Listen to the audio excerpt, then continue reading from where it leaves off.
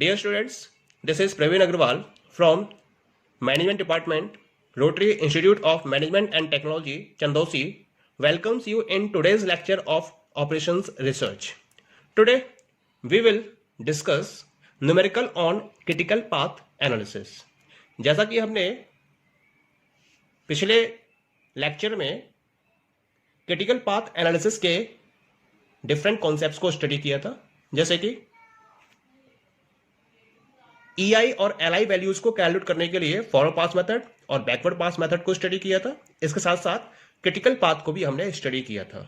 अब इसी के रेफरेंस में हम एक न्यूमेरिकल स्टडी करेंगे। न्यूमेरिकल कुछ इस प्रकार से दे रखा है।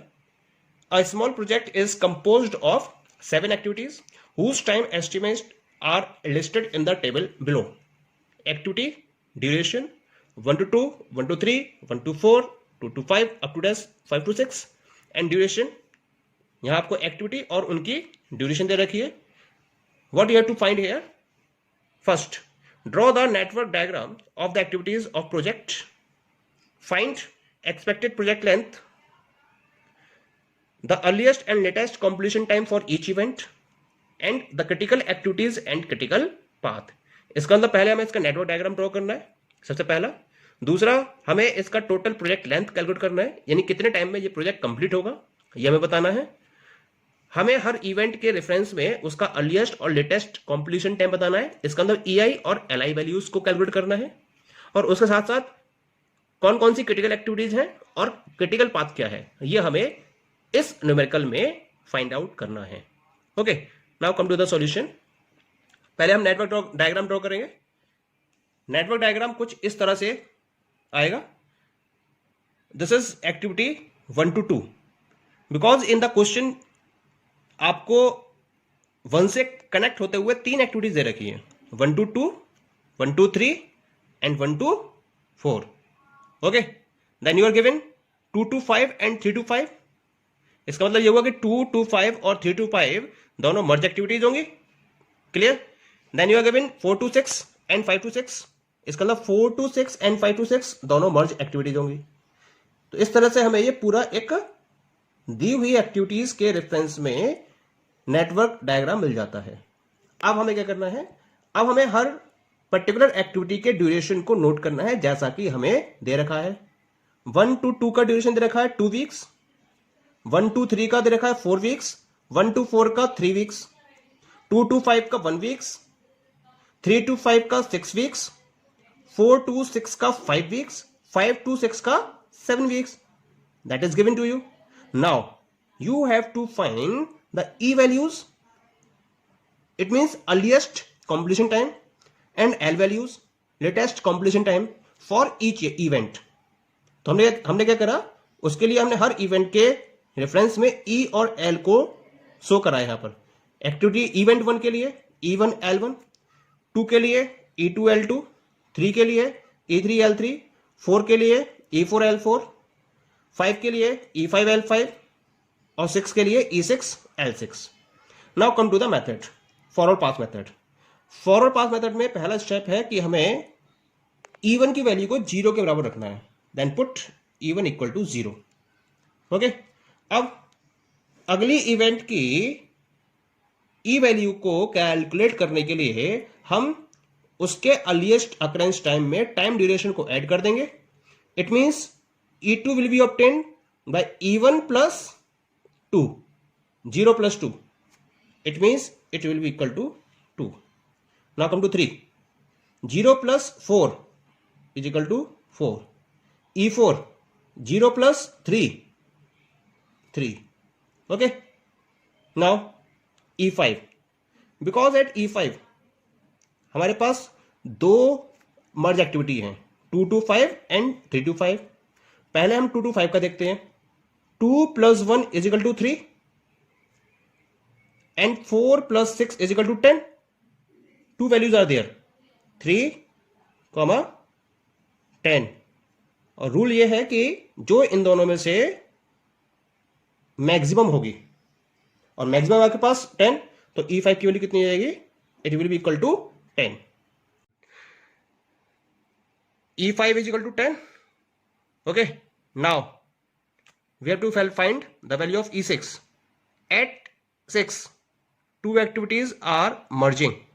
Okay, first one is 10 plus 7 17, 3 plus 5 8,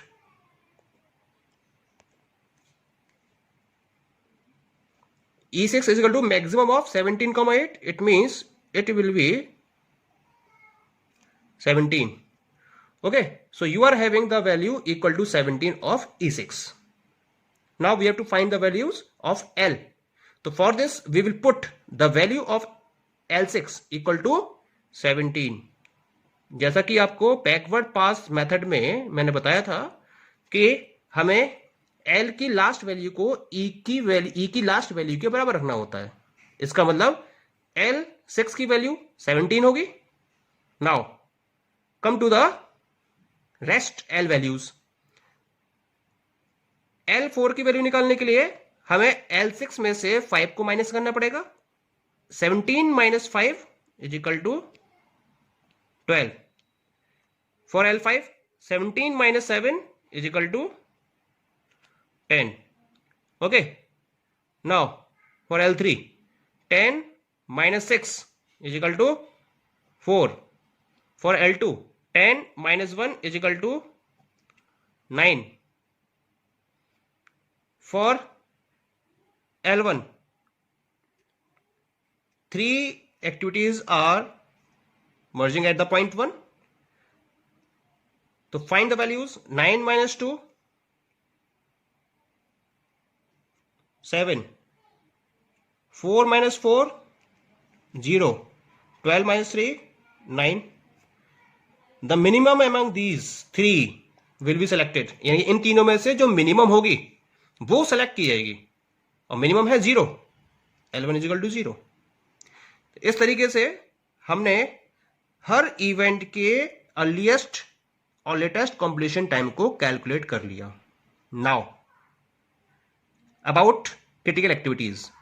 as we know, critical activities वो एक्टिविटीज होती हैं जिनकी ई वैल्यूज और एल वैल्यूज इक्वल होती हैं. ओके, तो here we have E1 L1 0, both 0. E3 L3 both 4. E5 L5 both 10. E6 L6 both 17. It means 4 activities are critical activities. 1 to 3, 3 to 5 and 5 to 6. 3 activities are critical activities. So we have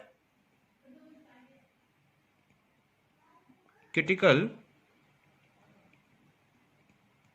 activities is equal to 1, 2, 3, 3 to 5 and 5 to 6. These are the 3 critical activities. Okay, critical path.